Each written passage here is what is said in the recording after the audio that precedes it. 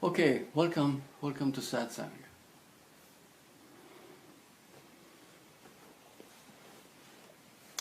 Today's topic is going to be about the secret of the heart. I've had quite a few people write me, and they loved the evolution of the human evolution, and apparently a lot of people has gone through quite a bit of change. But the one thing that quite a few of them have asked is, how do we connect to the heart? How do we feel it right away? How do we, is there some method or way of doing that? And that's what we're going to be discussing today, okay? But before we start, I'd like you to hear, I've had a mountain of these emails, but these are two I'd like you to read, because at the same time they have realized that the heart is the key here. And okay, that starts from here. Yeah. Dearest Burt, tears over your latest video, and yet again it reflects what is happening here. The heart is so tender, covered in the dust of eons of questions, and yet life is glorious living itself as us. How can life be a problem that needs solving? So very funny. Then,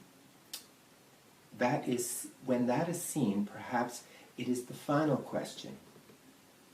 All those avoided heartaches come up to feel this light and break us open. We have been incubating in this question bubble until destiny cracks the egg, and there we are. So beautiful. Thank you so much for your love and service, which you have shown me with such devotion and patience in our emails over the past few years. All this time, the heart was just finding its feet and building up strength once more. I give you mine forever.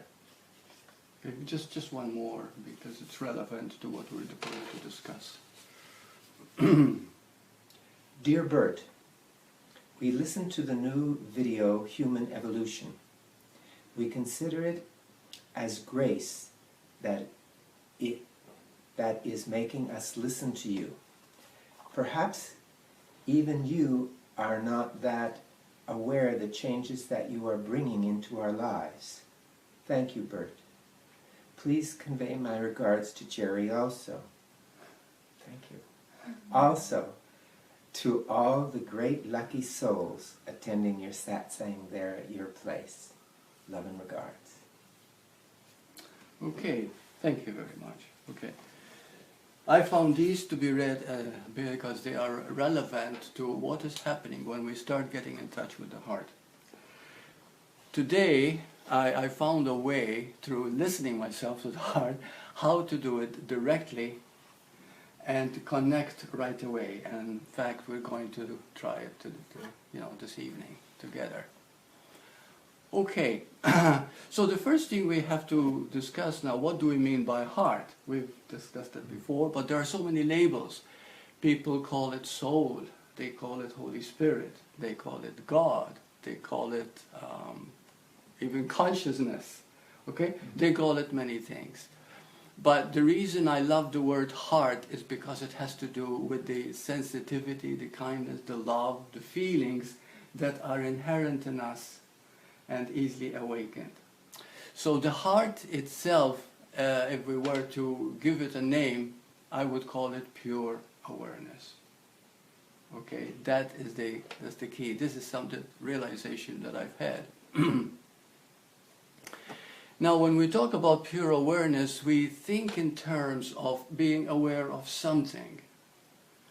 That is not so. Okay, awareness is. But it is so accepted by everybody that people are not aware that they have awareness. Okay, let me make it clear.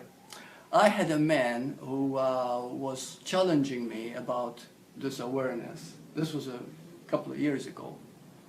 And then I said to him, okay, you tell me, how do you know you exist? And then of course he said, of course I know I exist. I said, okay, I'll ask you again. How do you know that you exist? What is it that knows? He says, because I'm aware I exist. I said, that's it.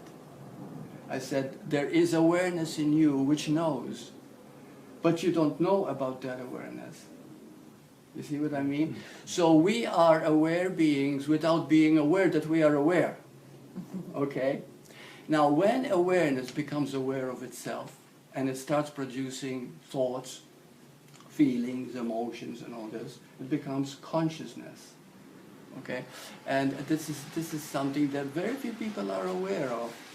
And I think it's because, again, we've been trained in psychology to deal only with the mind. And the mind is consciousness. But that primordial state, which is ever present, eternally, permanently, is pure awareness. The reason it's called pure awareness is because not only awareness knows it is self-recognizing, but also because I was going to say next. Okay. For example, there are 7 billion people on this earth. And one thing they all have in common is that one awareness. That one awareness is with everybody. Okay, the moment the child is born, the child is aware. That awareness is constantly there. Animals are also aware. So when we become aware of awareness, and now people are beginning to realize it by the millions actually, is that the moment you realize awareness as your true nature, that very awareness of awareness is called awakening, spiritual awakening. Okay. Now, the thing about awareness is that it cannot be defined, because immediately the moment we think of awareness, we think of being aware of something. And it's not being aware of something, actually it's awareness of nothingness. It's just is. It just is. The moment you become aware of something, then there is you and that something, and it's called consciousness, the duality, okay? That is the important thing to understand. Now, so pure awareness is that part of us that knows. Now, what I'd like to do is have you experience this awareness. And by experiencing this awareness, which is pure, you'll be able to answer any question that will come to you. For example, I've had people actually tell me that, Burt, I used to have such a difficult time deciding. My goodness, I said, I got in touch with my heart, and decision happened by itself. It's almost I didn't reach any conclusion, or it just came.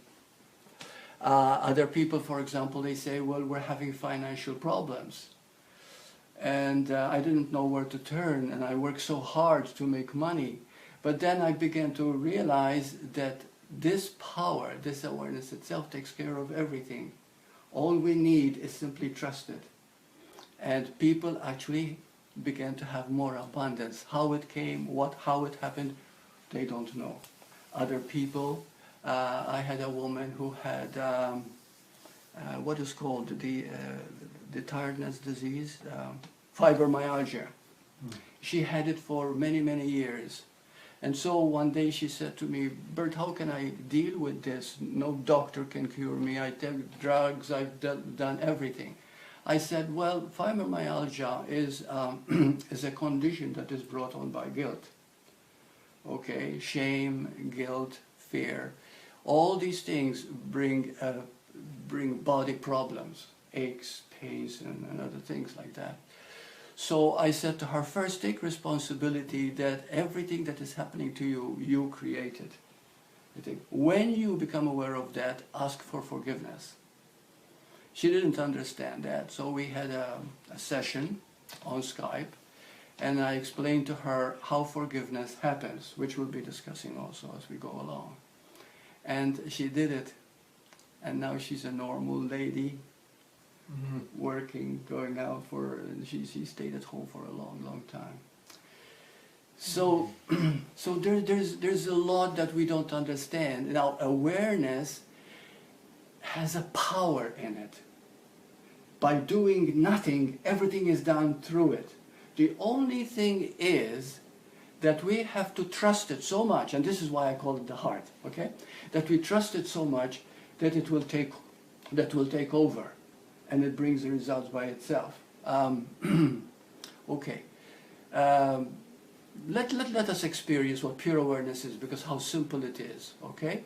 Now, keep your back straight. Close your eyes. And as you close your eyes, allow yourself to think. Just let thoughts cross your mind. But keep listening, please. Okay.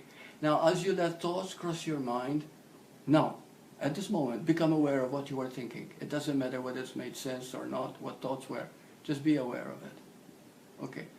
Next, I'd like you now to create a space in which you go past those thoughts and look at the screen of your mind like you would look at a movie screen before the movie comes on.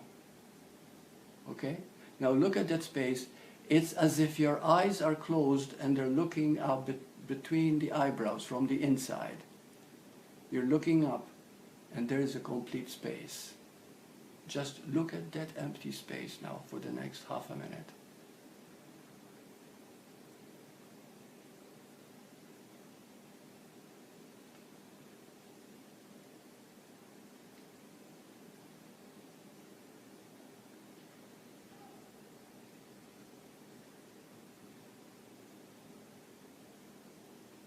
Okay, now before you open your eyes, tell me, how are you feeling? How do you feel right now? Looking at a blank space. Calm. Calm? I feel calm. Hmm? Calm. Calm, okay. Relaxed, Mm-hmm. neutral. Mm-hmm. Okay, you will find that when you begin to look at this screen, it says nothing, it doesn't do anything, you will begin to feel softer in your heart. And that from that softness comes gentleness, comes love, comes kindness, comes sensitivity. And then later on starts becoming understanding of things you never understood before. It's an opening, it's called the opening of the heart. So that when you are faced with a decision or a question, you go into yourself, eyes closed, looking at that space, empty space. That's it. You don't try to reach an answer, you don't try to figure out what is happening, you just allow that answer to come to you. And it will, and it never, never fails. And I have proven this to myself over the years. Okay, now open your eyes. Now when you open your eyes and you've looked at the empty space for at least half a minute, you'll find there is something that's happening now. There's a sweetness, a calmness. I'm here. Things don't bother you as much. Okay? Another thing that happens too, how's your back? Good. Okay? Feels good. Your back okay? I was unaware of it being Okay. a problem. See, this is what starts to happen when we turn inward towards the center of being, which is real you. You are a human being, which means you are being playing the human role.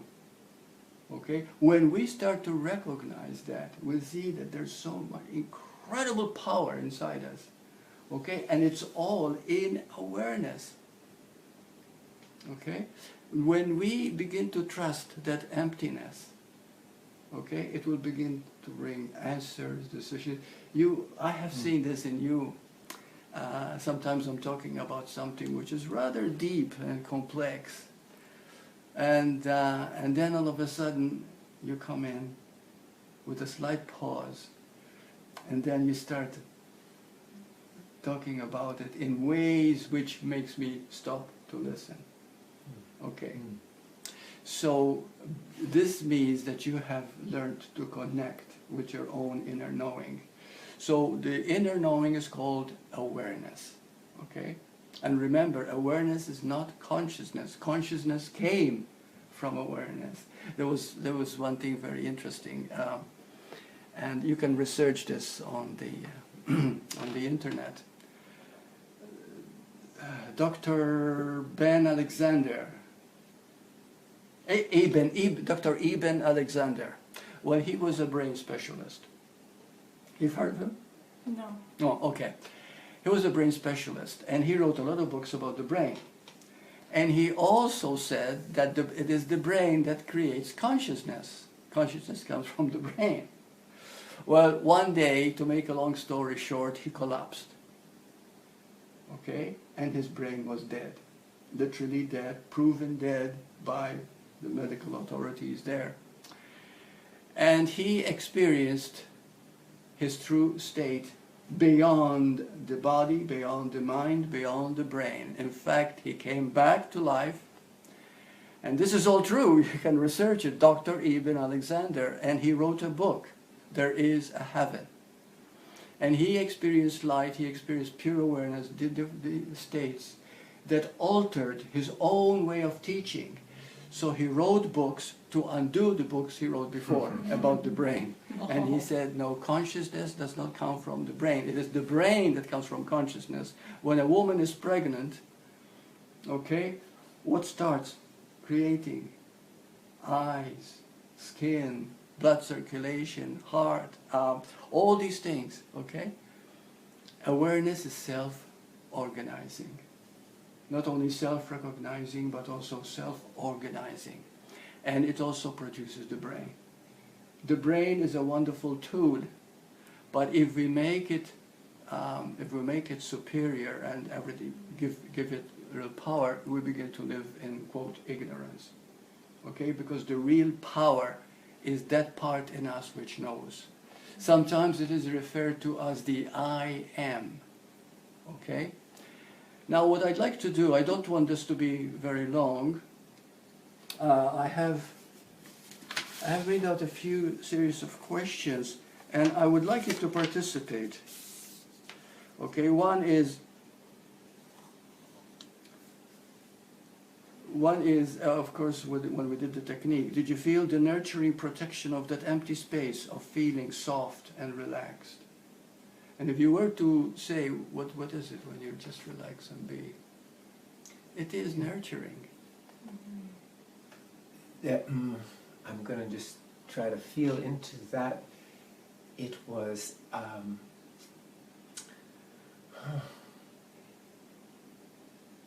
it was a vulnerability, but that needed no protection. It felt vulnerable in terms of, in some ways you didn't have to protect or organize anything, or your thoughts or anything, because you were behind it. Right. And so there was, vulnerability isn't quite the word, but there was an open heart, an openness, because there was nothing to protect from. Mm-hmm. So you could just... Because it's a nothingness, isn't it? Because there's it's spirit. There. Right. So even when I said neutral or nothing, it isn't quite that either. No. But it cannot be defined. Yeah. Right. See, this is it. Now, when you go into it, in the beginning, when I had my experience with Bhagavan Ramana Maharshi, and I realized that my true nature is pure awareness, there was always that part that says, because I studied psychology, I read a lot of books, and I was doing my own thing, and I said, well, awareness, that nothingness, it was, what is the word, like, to me it felt like nothing really that important. Okay, I couldn't understand how it was everything. As a matter of fact, pure awareness is what is called God. Okay? But then again, we make God outside of us. And so we misplace the whole thing. In that transition from mind to no mind, there is oh my God. When you first peek through the hole on to the other side, it seems like nothing, and who would bother with nothing? That's right. Do you That's know what I exactly, mean? yeah, you just said the words that I was looking for. Because Yeah. it's like, yeah, so, but it is the opening to a kingdom that Knows no end. knows no end, No. and runs through and behind and with everything. Right. But when you first look, it looks like nothing, Yeah, really. nothing, You know, nothing. Yeah. it's See, everybody has that awareness, everybody has the knowledge that they exist. But nobody knows that they know. That is, they're not aware of that awareness, you see? And then when you get in touch with it and begin to see that this is who you are and you start to love it, not only you love yourself, but you love, period, everything and everyone. Because at that moment, you feel alive. And this is something that we all want. Ask anybody, what is it that you want? And they say, I want to feel alive, I want to feel happy, I want to feel loved, I want to feel appreciated, I want to feel all the qualities of pure awareness. So when the pure awareness, because it has no qualifications, you see, is anger part of awareness? Well, you see, anger is the result of awareness being threatened. Do you know what I mean? Like, for example, in your awareness, you just are. You're just here. You know, you're quiet, open, sensitive, etc., etc. But if at the moment you really think you are just a body, not this awareness itself, and somebody threatens you, then immediately there is no longer happiness, there is a feeling of threat. Okay? There's a feeling of anger, there's a feeling of guilt or shame that comes from the result of that. But when you begin to realize your true nature as pure awareness, all these qualities that are negative begin to fall away. Okay? But then there's something else that is beautiful, is that even if they do occur, you don't take it seriously. They don't control you, because you achieve a balance between polarities, like, you know, two opposites, they still make one. Two sides of the same coin. And so, because some people says, well, how do you achieve balance? You see, that's how you achieve balance. So now I've got one more question. This is not simple, but focus on that emptiness that you felt and see what comes to you. Now, can you feel the difference between having thoughts and having empty space? What is the difference between the two? When you're thinking, see, most of the time we are thinking. 99% of the time we are thinking. Okay? Which means that our energy might not be the best. The greater the thought, the greater the heaviness of the thought, the more it affects our body and our energy. You see? But the moment you start emptying the mind, all of a sudden you begin to feel like, one time I was I was sitting still, and I was meditating on the emptiness, and someone looked at me, but they didn't want to disturb me. And then after they said to me, they said, Burt, why is it that you have such a big smile when you're meditating? How do you do that? Well, what do you feel? And I said, well, I'm not feeling something specific, it's just that there's a good feeling. And that good feeling brings a sense of feeling good. So relaxed, so beautiful, you see. So, so what is the difference between having thoughts and having empty space? You see, and the difference is so vast, it's just like, again, two sides of that same coin. Do you have anything to share there? Yeah, something just came up. Great. And that Where did is- it come from? I have no idea. Somewhere down here. I have no idea. Right. No, the reason I'm asking you is because it comes from that knowing. The more you talk, the more you explore, the more the knowing starts coming to you. What came from me, because I was experiencing what you were saying as you were speaking, and for me, at times there is thought, but I am still swimming in the sea behind it. So in that, I am already there. I am already in the screen, and the thoughts are irrelevant. So it isn't that there are no thoughts, it's that they're just, I have no identification really with them. I'm actually behind them. Right. So And it isn't a getting rid of or emptying, it's that, because in our normal state we can live in our thoughts and not even know there is another place. Right. But once we know there's a place behind that, then the thoughts aren't actually a barrier. They can just go on their merry way. Right. Yeah.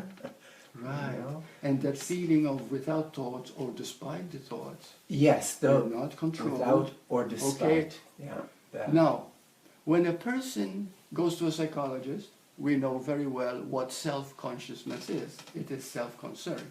It is what causes stress in 95% of the United States. That's what they said, that 95% of the population in the States suffers stress. Okay? Stress is called self-concern. When you enter that state where there is no self-consciousness, at that moment, you are no longer self-concerned. So therefore, you feel good. You see? Regardless of what's happening. Regardless what happened. For example, you see a person, and all of a sudden you say to them, hey, you're looking good. What's happened? And then they look at you dumbfounded, says, nothing's happened. But if they were to explore, they'll find that they had no problems, they had no fears, they had no guilt, they had no shame, they had nothing they were thinking about or any problems, or they were just here.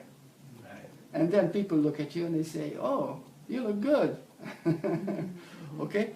So the lack of self-consciousness that you were talking about is exactly the liberating factor of that emptiness of pure awareness.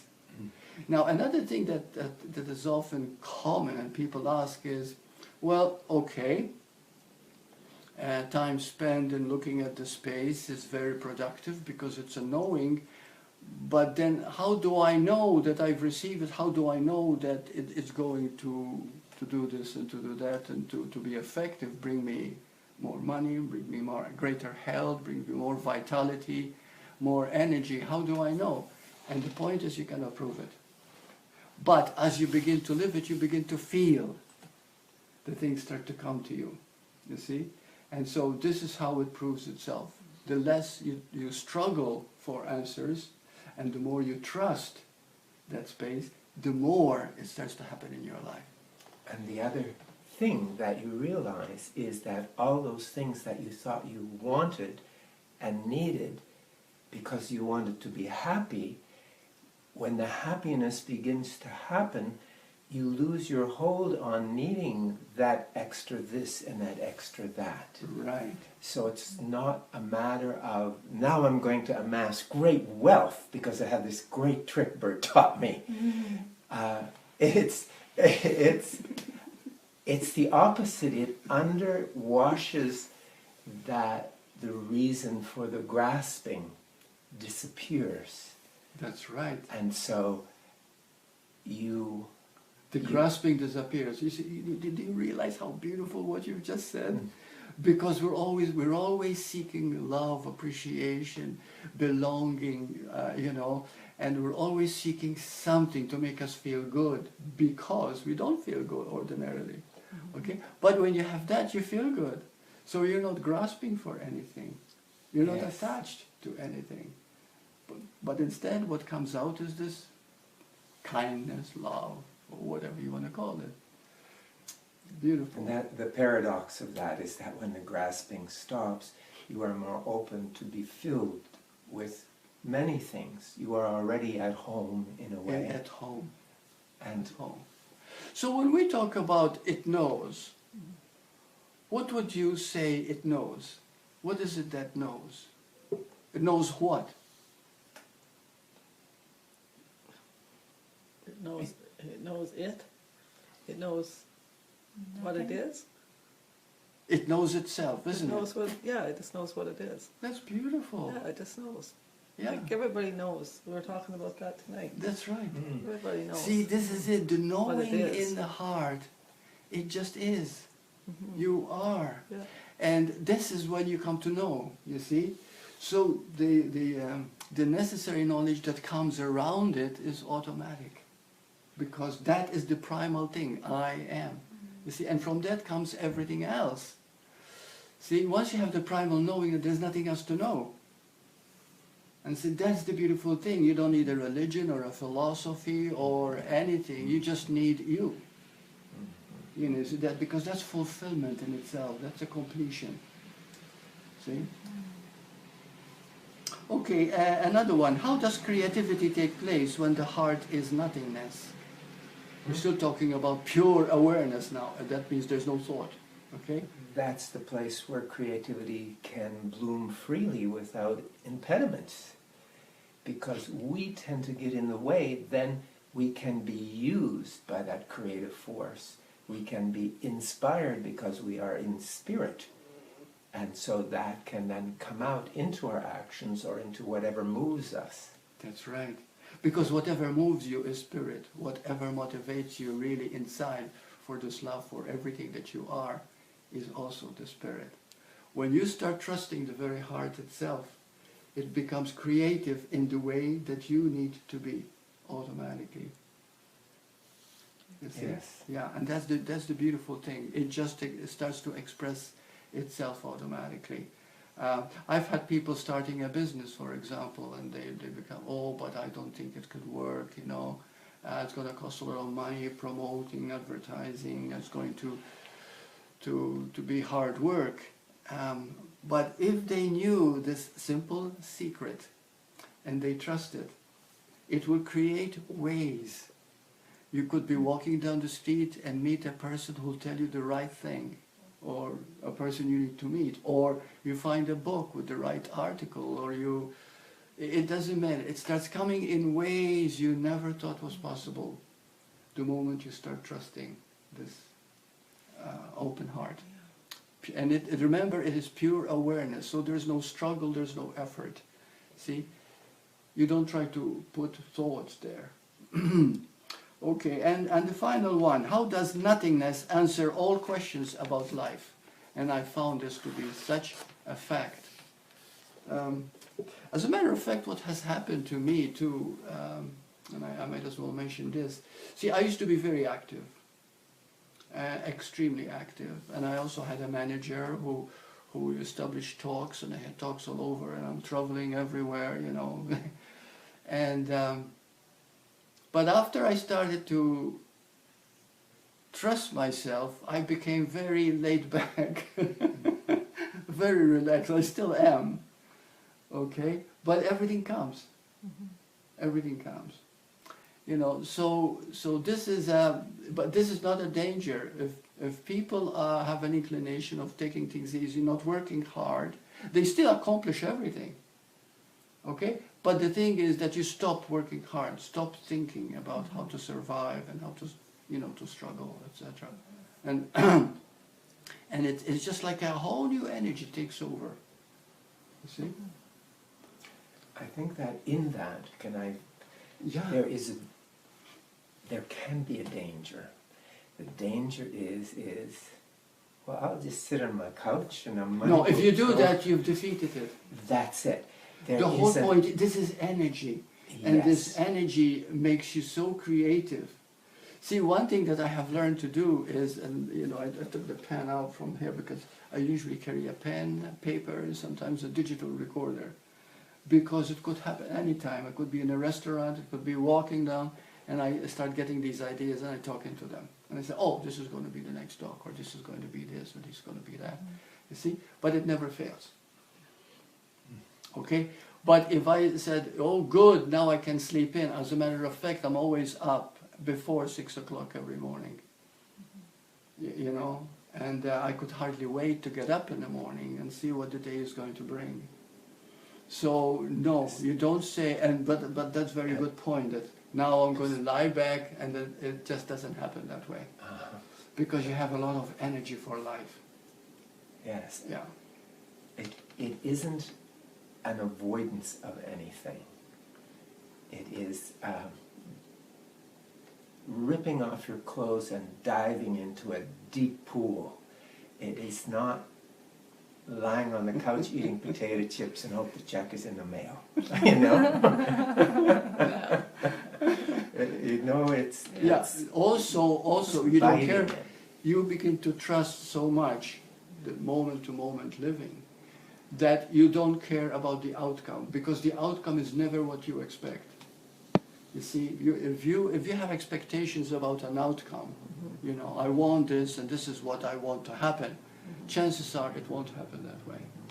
You see, because this pure awareness that you are, this God-given power that you are, has its own way of acting, thinking, feeling through you.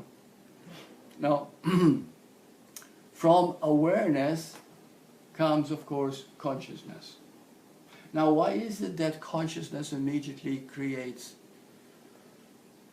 the forgetfulness of awareness? Creates also, for example, if you ask anybody, do you know that you're a human being? That is, you're a being playing the human role?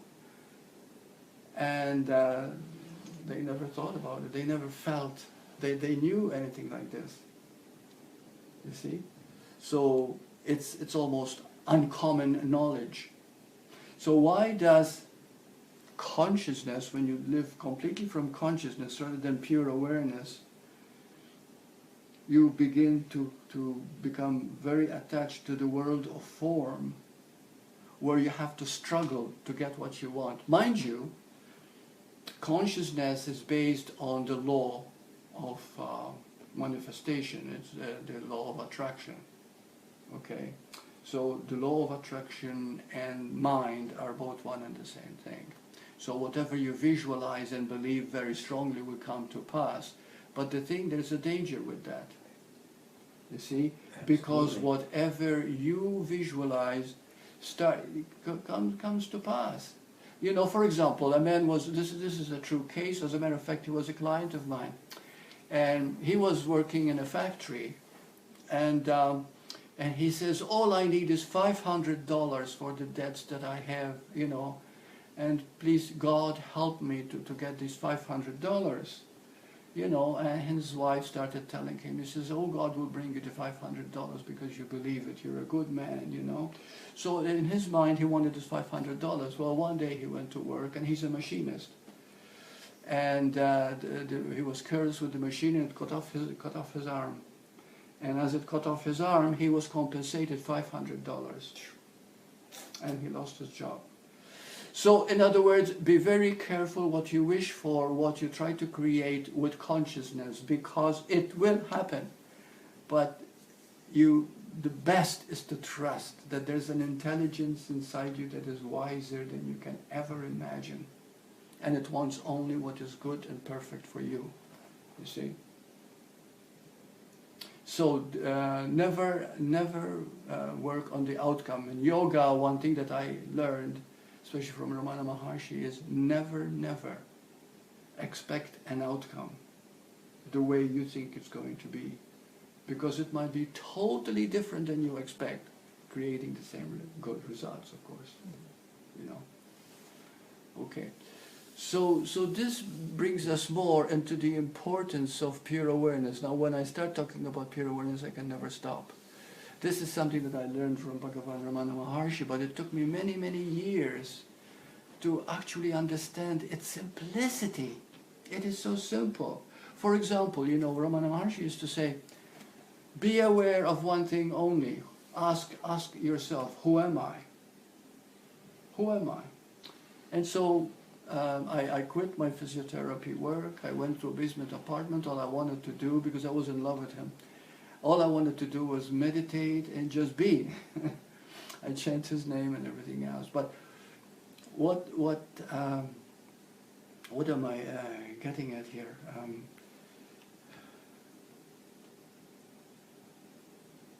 Oh, yeah. So therefore I started meditating, who am I, you know. But nothing happened. I don't know who I am, you know. And did you know that I spent years, I never gave up, asking who am I? Until one day I got up and I said, there is no answer to who am I. And the moment I realized there is no answer, I knew the answer. The answer was, I am. I am not this or that. I am nothing specific. I appear specific as a form, you see. But the being that I am is. You see, the being and pure awareness are both one and the same thing. So, so therefore it started coming to me how pure awareness, how almost incredible it is. Like one of the things that really took me by great force, as a matter of fact I started to cry, when I saw a woman pregnant. And then I began to see that the child is forming inside her, and she used to say, oh, come and touch me, it's kicking, you know. And then I started to cry, and she didn't know. She thought I was very sensitive towards her baby. It wasn't that. I started to cry because I felt, my God, you know, she knows it's a miracle having a child, but she doesn't know what's creating it inside her, which making that fetus into a human being. You know, and all this, and it's the perfection of the whole being, the human being. So, so this is, what is it done? Who is it done by? Awareness, self-organizing, the earth rotating around the sun, creating time and, you know, day and night and seasons and everything else. Time as we know it. Time as we know it. Time as we know it, but it's all it is, just the earth rotating around the sun, you see. And who's doing it? You know, self-organizing principle of awareness. So when you begin to see, and this principle of awareness is the infinite intelligence of life. Ramana Maharshi never used the word God. He used to say infinite intelligence. And that infinite intelligence is you, he used to point. You see, because you are that pure awareness itself. You see, and that is the intelligence. And then from the moment you become aware of something, and there's nothing wrong with that, that is called no longer awareness, that's called consciousness. You see, awareness of awareness is awakening. Awareness of something outside of you is called consciousness. This is very, very important to understand, okay? Extremely important. Okay, are there any questions before we call it a day?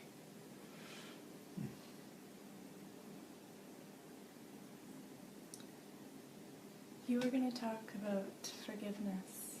Oh, right. Yeah, okay. Now, this is the wonderful thing. There was a time when I felt I was always doing something wrong, you know. You know, sometimes you go through a period when you think you're always doing something wrong, you know. And so one day I said to myself, you know, I must be clearer, I must be purer, I must do this and I must do that. So I trained myself to be very careful, not to think the wrong thing, not to do the wrong thing. And as I began to do this, it became such an effort. I wanted to give up the whole thing, you know. Right. But then through awareness, I realized all I had to do is simply enter that space with the intention of forgiving myself. And then everything became clear from that. Everything became clear. And this is happening all the time. So forgiveness, okay, is giving forth yourself. It is giving. You're not forgiving someone. For example, somebody hurt you, okay? You don't forgive them by saying, "Oh, I forgive you for hurting me," okay? The very fact that you think they hurt you, this is not forgiveness. All right? Forgiveness is when actually the Course says there is nothing to forgive. Okay? In other words, forgiveness is a mere way of saying, I see through it because there is nothing that is happening there. In some ways, it's an interesting thing because it seems connected to compassion, because in compassion you see the illusion that someone is caught in and love them behind it, even in their illusion. Yes. And in that there's a sense of... And that's what forgiveness really is. Yeah. So you're not really forgiving in the term that we use the Right. word, but seeing that there is nothing really to forgive because it happened. And everything that happens is also a good lesson, you see, because we're always learning from others, you know. Yeah. If somebody does something that we don't like, we can blame this person, or we can see that it bothers us, therefore it's bothering me. But at the same time, if this person, my heart tells me that this person is doing something that is not quite aligned, then we can see that too. So it sees both sides of the coin. And that's also forgiveness. It's a total picture where it's just washed away, clean, fresh, you see. And that's what the reason for relationships. As a matter of fact, it was, what's his name? The Eckhart Tolle. And where he mentioned this too, is that the moment we become aware, because he uses awareness a great deal too, you know, that, yeah. I was going to say, we all experience the human condition. Welcome to Earth. And the beauty is that there's gold nuggets in when we see that suffering, and we know that we are not separate from that is also part of our human condition. Then the beauty of that is that then we can be with those that are caught in that condition and see them and be free behind it, and that's a great gift to them. That's right. Because they can see a freedom that they can't, but they also know that you are being with them totally. So they know you get it, Yeah. but you're free and they're not, and they can begin to smell the garden behind the wall, so to speak. Mm-hmm. Mm-hmm. See, that's another thing too, where healing happens too, is that when you begin to experience this pure awareness, and you begin to see that you are that, then you become a blessing to whoever you are with. You see? Yes. By being with you, they begin to feel something is happening to them. You see? Because it becomes, I guess the word is osmosis. Mm-hmm. Right, yeah, by osmosis, right. And this is how the sharing begins to spread. As you begin to grow in your understanding, in your love, then automatically it begins to spread, you see. So, okay, my goodness, you start talking about pure awareness. Could go anywhere. Yeah, because there's no way to define it, no way to explain it. So we have to go around so many ways, but it's so simple and so direct. Now, for example, what we did today, okay? What we did today. Okay, keep doing that 5 times a day. Just enter half a minute, that's all it takes. And I guarantee you, within a few weeks, you begin to see changes happening. Things begin to almost like life is trying to give you things, you know? Yeah. Yeah. It's so incredibly magical. Mm-hmm. But when I come here and start to talk, I find that I don't know how to express it. I don't know how to put it across, you know.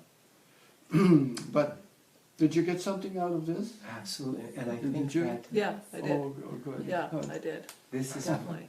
this is my prejudice, and joy speaks beyond words.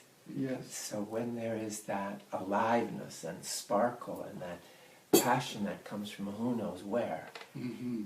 something crosses the space that is bigger than the words. And I think that that smell is priceless. That smell, that taste, that look, that Yeah, that feeling, it has nothing to do though with something specific words. that's it. It's tangible. It's yeah. Okay, namaste.